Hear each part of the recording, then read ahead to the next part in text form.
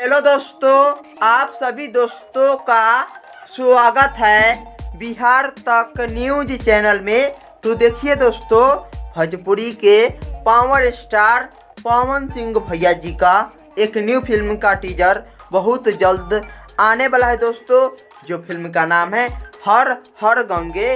और इस फिल्म में मेन किरदार के रूप में काम किए हैं दोस्तों भोजपुरी के पावर स्टार पवन सिंह भैया जी। और हर हर गंगे एक भोजपुरी फिल्म है दोस्तों। इस फिल्म में सबसे ज़्यादा पूजा पाठ से संबंधित इस फिल्म में बताया जाएगा दोस्तों, ऐसा उम्मीद है दोस्तों। हर हर गंगे फिल्म का एंट्री सोशल मीडिया से लेकर सिनेमा घर में तहलका मचाएगा दोस्तों। हर हर गंगे बहुत मज़ेदार और बेहतरीन फिल्म होगा दोस्तों, और बहुत अच्छा लगेगा दोस्तों सिनेमा घर में और सोशल मीडिया पर। चलिए दोस्तों।